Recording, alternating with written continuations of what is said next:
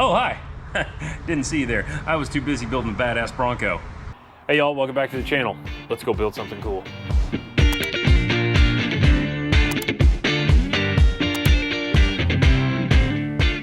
Hey, welcome back to CodyCrafted. Today, we're putting together a badass Bronco. And as you can tell, we ain't taking nothing apart because we've already done all the hard and boring work. We're only putting together the goodness. Stick along. We got Desolate, we got Method, we got Falcon tires, we got a fully built transmission with a billet converter. We've got a blueprint engine ready to go in this 93, and this dude is gonna be ready to jump. All right, so we've saved you the boring part of taking motors out and getting it all cleaned up and doing all that fun stuff. We got our brand new motor. We're strapped up, we're ready to go. This thing goes in this thing. Hey, look at all the fresh black paint. Also a bunch of fresh black paint underneath. But if you followed me on Instagram, you'd already know that. We got work to do. So hustle.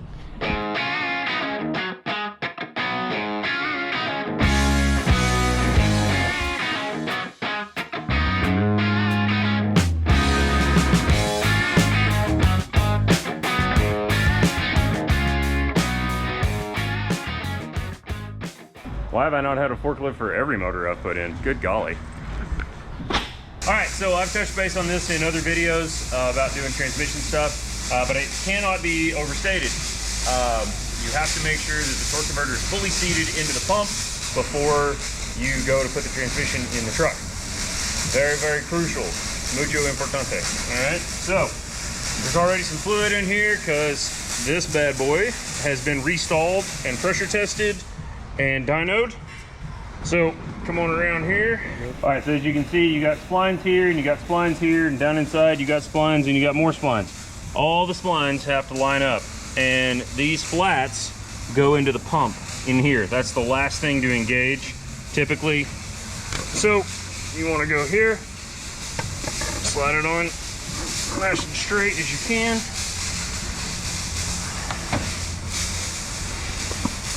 One, 2, 3, 4.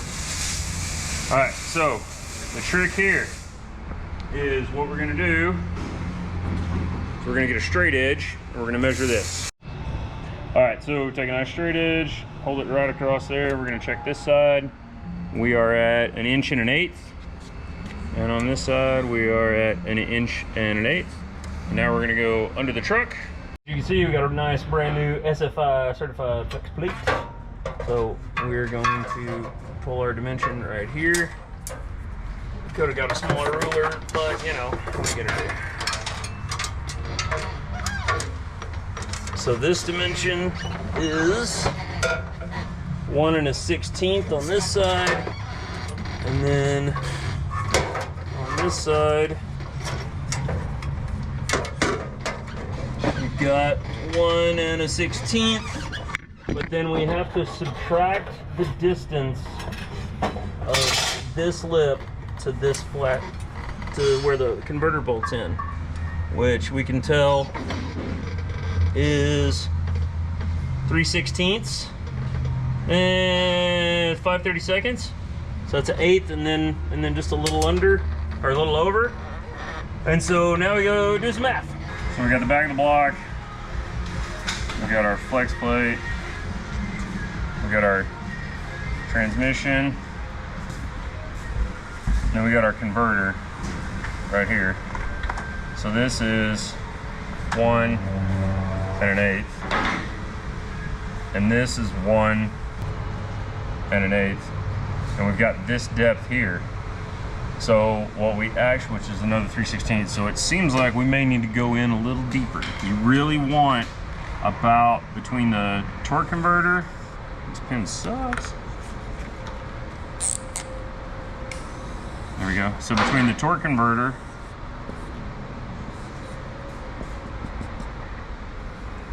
no jokes. You're a true artist. Between the torque converter and the flex plate, you actually want about 1/8 of an inch gap, roughly, plus or minus.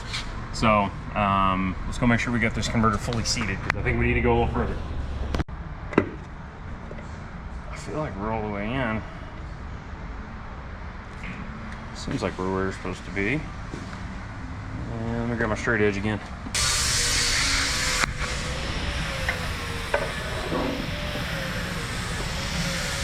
Yeah, we're 1 1/8. And 1 1/8 pretty much exactly. Which means we might need to look at our original flex plate and make sure it's the same depth. So come over here. Yeah, this is the one that came off of it.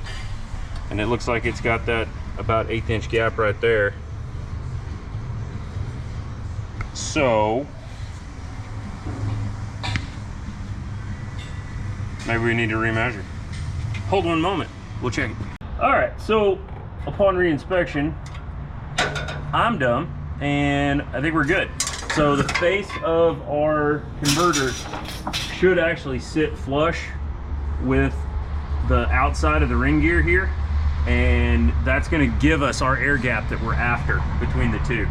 So I was going the wrong way in my depth when I was first thinking about this. So anyways, so what we're going to do is we're going to go ahead and pull this up, and we got one converter bolt at 12 o'clock and 6 o'clock and yada yada yada. And so what we'll do is we'll get it up there and we'll make sure that we can pull that torque converter forward. If we can't pull the torque converter forward in order to make it seat, then we'll have to triple check our tolerances here, because we don't need that kind of problem in our life.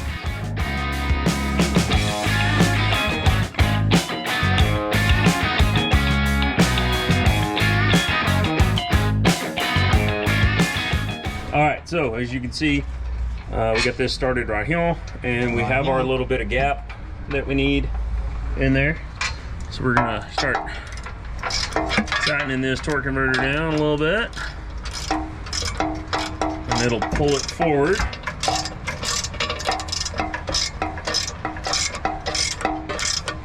And we don't want to lock it down, but as you can see, I'm like flush with the stud there.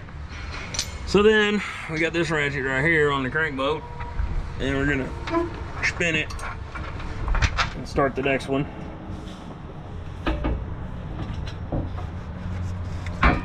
Lather, rinse, repeat. Oh yeah. What's going on, Cody? We got this here box of Dessa Latte. Finally. There you go. Apparently it's been sitting on the other side of the Metro collection for like 10 days. This one goes to the blue one. So is that steering box. These are for Shane.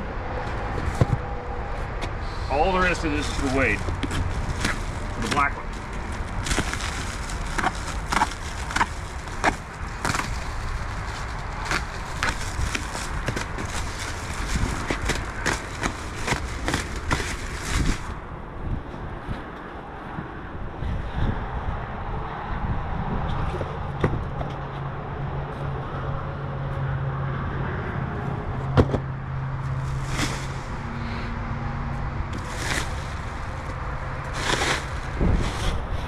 All right, get to painting.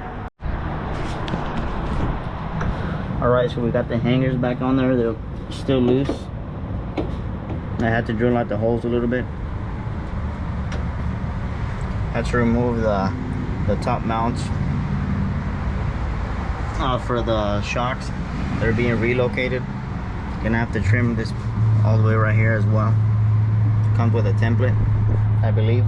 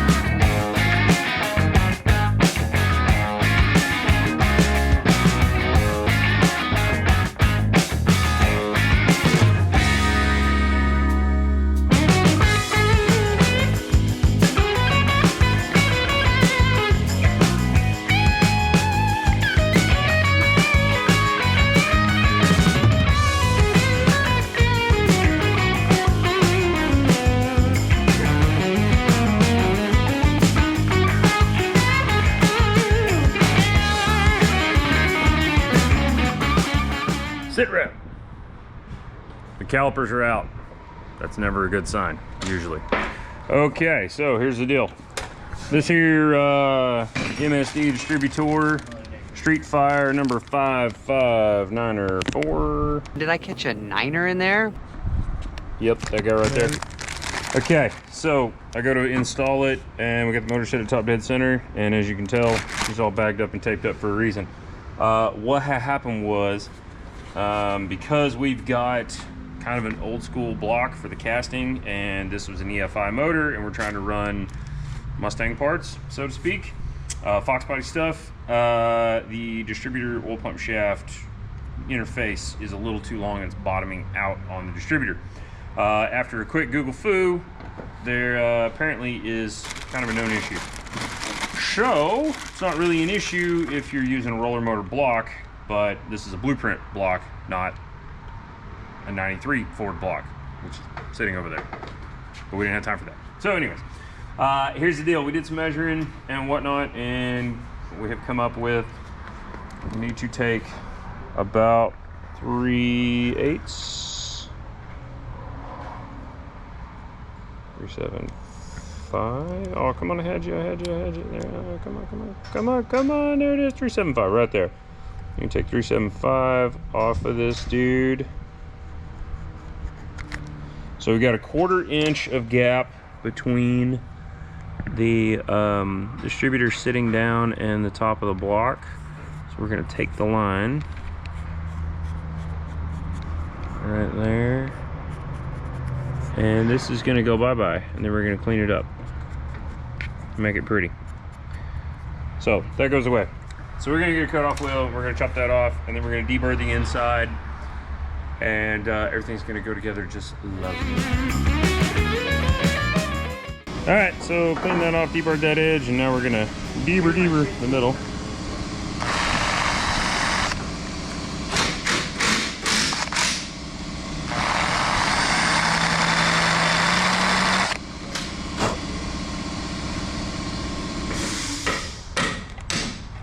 Yeah.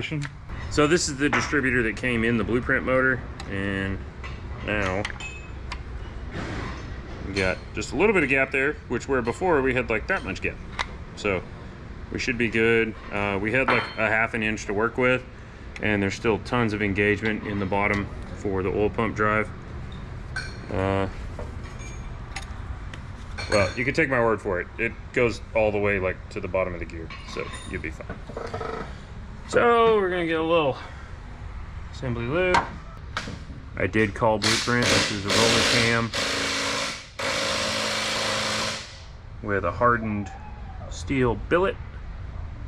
So it does take a steel distributor drive gear, which is what this is. So this is the AccuFab idle air control adapter. Hey, what's up? This is to run a GM style idle air control instead of the old school Ford style, so you don't have to run a bunch of extra wiring. It's an easy way to adapt things over. Honestly, by the time we bought a new idle air control, this thing was like basically the same price with the GM IAC, so this was about $100 bucks, $113 altogether. The fuel rails, as you can tell, they are not truck rails. They're open in the front. These are actually 5-liter Explorer fuel rails. We got these used from Paul. Shout out to Paul. Paul's also the guy doing our gears. We gotta figure out the routing on this dude. Kind of just gotta start. That's gonna have to be trimmed down. Main Terminator stuff's gonna go over here by the battery and all this other jazz.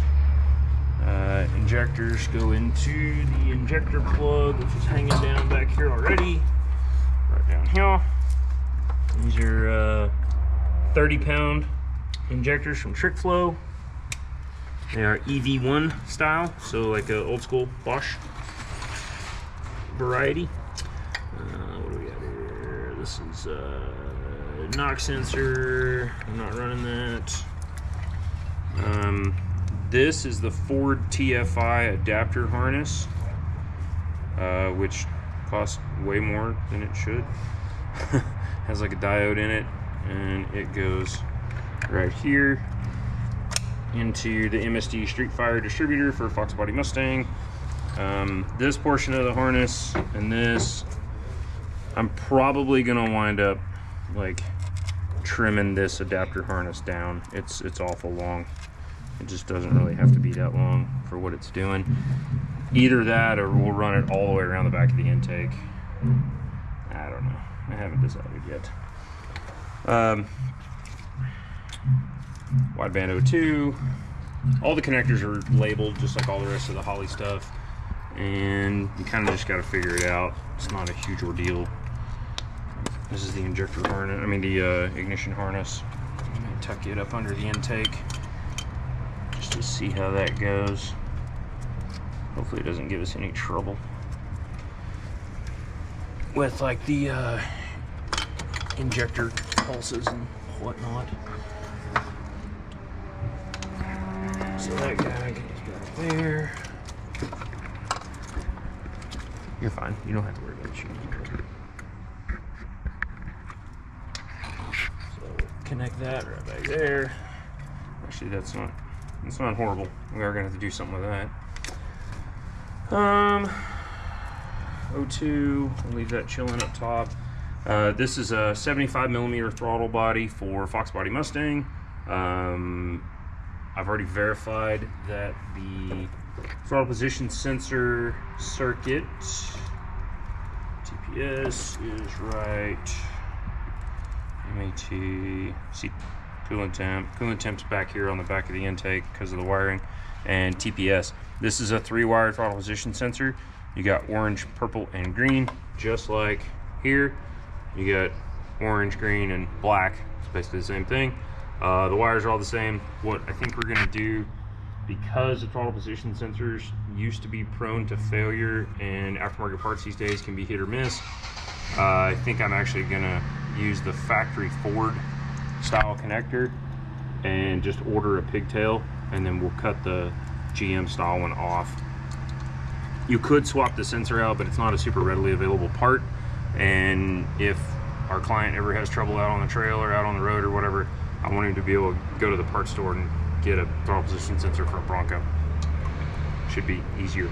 The rest of this stuff is really common, so anyways, that's the idea. Normally you would run MAT, manifold air temp.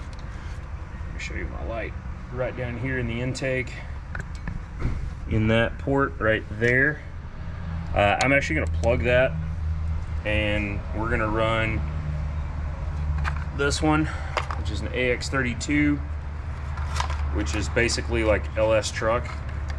The reason is the sensors that are available, it's a thermistor style. The sensors that are available for inlet air temp for this style connector, but with a pipe thread, they look like a coolant temp sensor, and they're pretty slow to respond. These respond a little quicker. I don't know how much it really matters, but I like pulling inlet air temp from up here. I think that's probably better. We're gonna build our own ducting for our throttle body and such. So we'll build our own cold air intake that goes back over to the factory air box, and we'll just drill a hole and put a grommet in it. So that's the idea. It'll plug in just like that. Well, actually, to that one. But yeah, clicks right in. So, and same deal. This is a MAT sensor or IAT sensor for like a LS truck. So nothing crazy. Anyways, that's the plan. I got wiring to do. I'll show you where we're at next.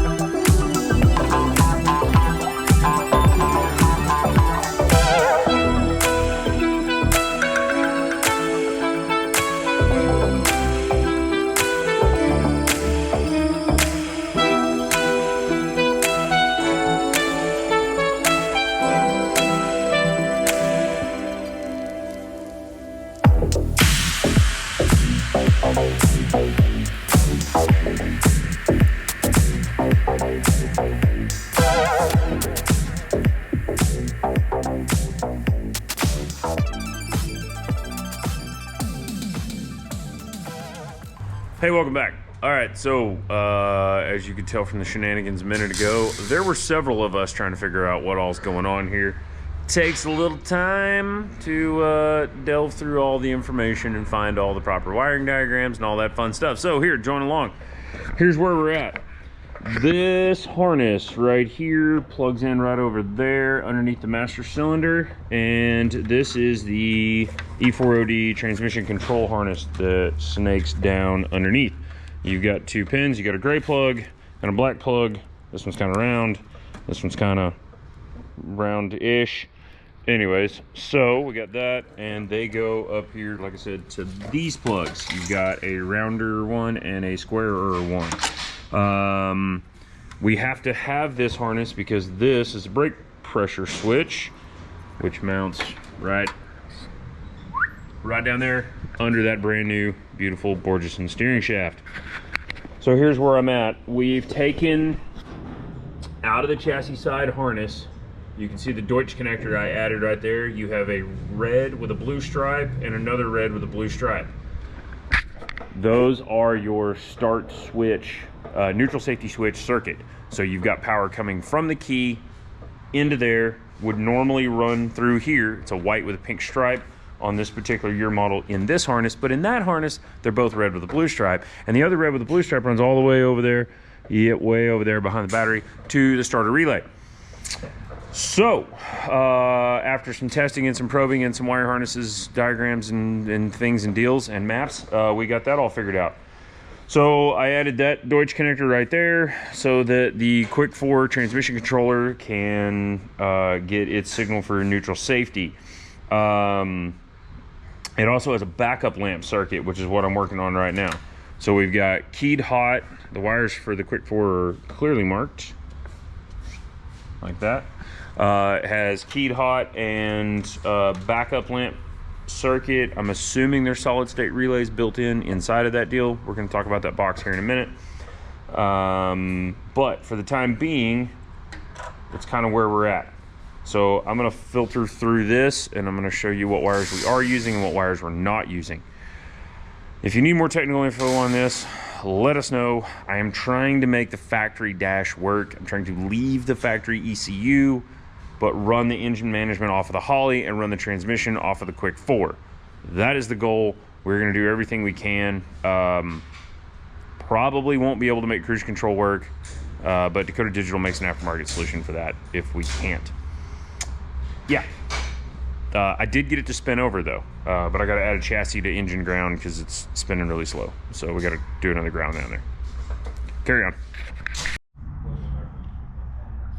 Alrighty, so we've made some headway on the wiring on the transmission stuff. So the Quick 4 has inputs for backup switch or backup lights and the main thing that's probably the big kicker is to make sure we don't go to low range while we're running down the road, because that would be bad. So what we've got is this one is the pared down harness, and I've got everything labeled. So like leaving myself some keyed ignition hot. So like this is keyed hot, This is hot while cranking, so like if we had to have another coil wire lead or something like that. This one is just key hot power. There's a ground, brake switch, which we have to have that for the brake lights, of course.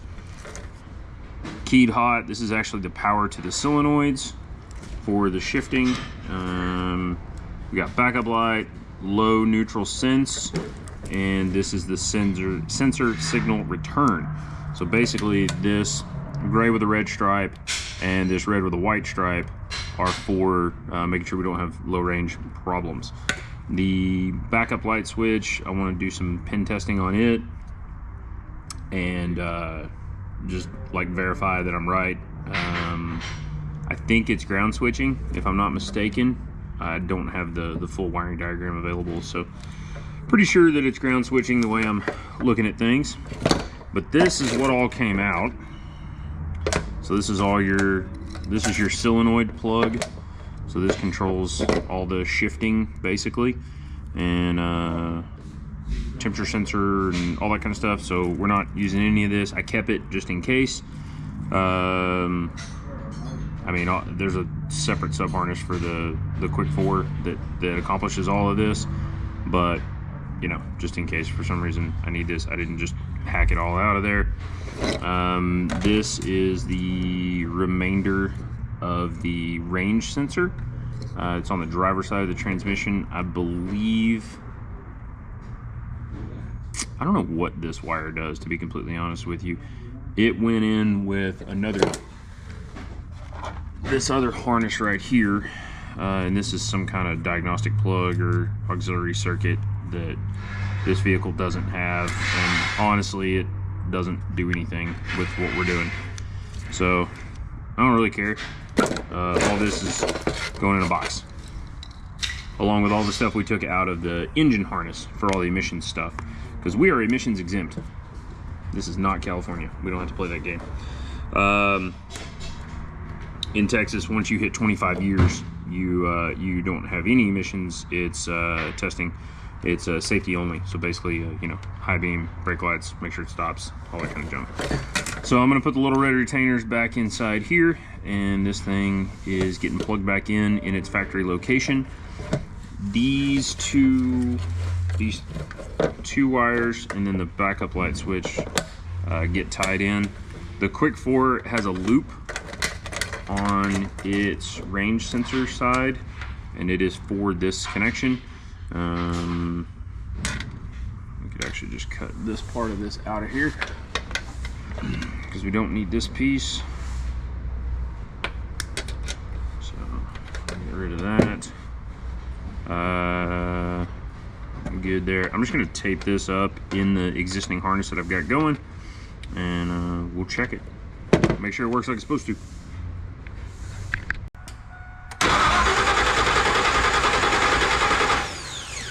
Turns over good. Okay, test fire, take 4. 1,372. No, it hasn't been that many. I mean, it's been a couple, but it hasn't been that many. We had to play with the settings. Tell me when you're clear. Well, I'm gonna hold the distributor, so. Okay. Go ahead.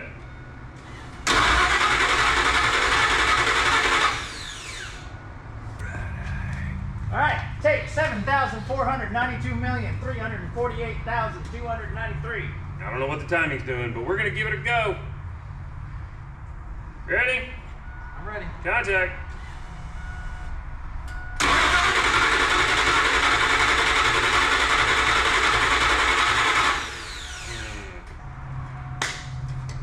Take 2. 05.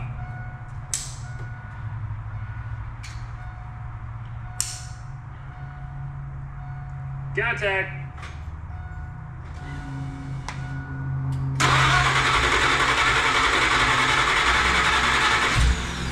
Oh, there was something. You get down there? I'm on it. Okay.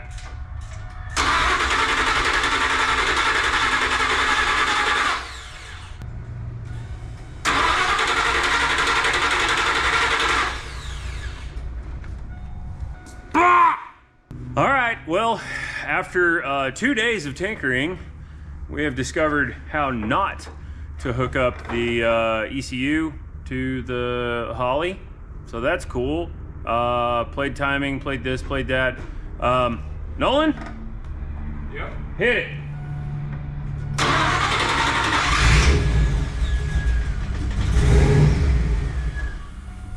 That's okay, I gotta go work the throttle.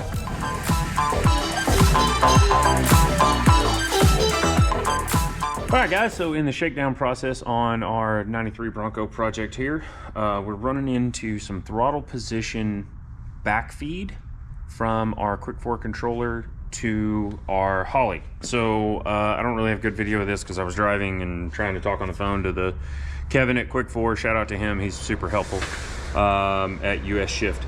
The thing is, these are the grounds from the transmission controller. They were tied in with this ground off of the Holly, which is I believe the 5-volt reference ground, if I'm not mistaken. They were all tied together and right there on that guy. The deal is the throttle position, we're tapped in at the throttle position sensor, and that is giving reference signal to the transmission controller, because the transmission controller needs to know when you want to downshift and where you're at in throttle. It's part of it. So the deal is, and I'll try to throw some screenshots in here in a minute, we'll lay over this. The deal is the Holly was not seeing throttle position until I think 25%, and then it was lagging behind. So Kevin at US Shift says that what we need to take a look at first is moving the ground as close to the actual connector on the ECU, instead of even though it goes from here right to here, and it's like 1.5 feet or 2 feet, he said that may be causing a problem. So the way I was able to diagnose this is I disconnected the shift controller, which is currently located right up here. That guy. And so when I disconnected it, the Holly TPS was working normally on the handheld. So that tells me that there's an interference problem with those. So we're gonna isolate these ground. We got that part figured out. So we know for sure that we don't have a problem with the Holly ECU.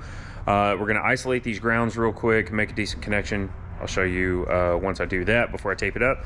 And then we're gonna do our same test, which is basically controller unplugged, transmission controller quick 4 unplugged, watch the TPS signal on the Holly as we go through the throttle range.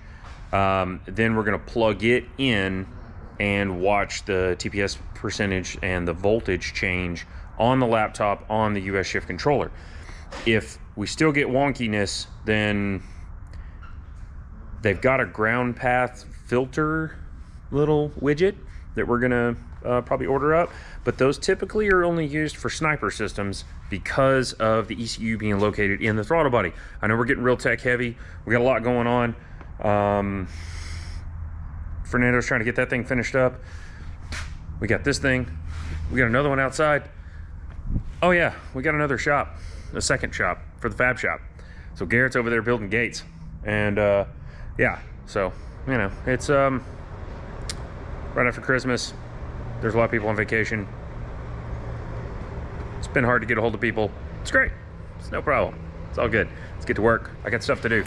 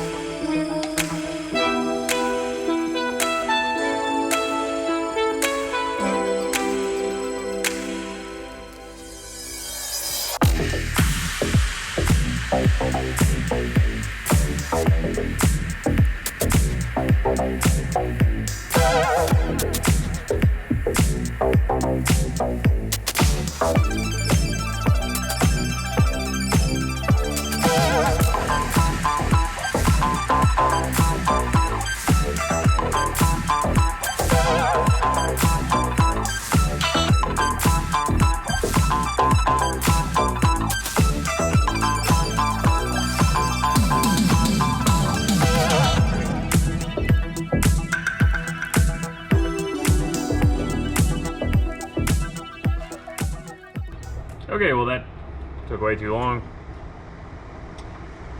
But we got a splice. It's gonna go right back down here. I go 865. Before you log it in, let me come film it.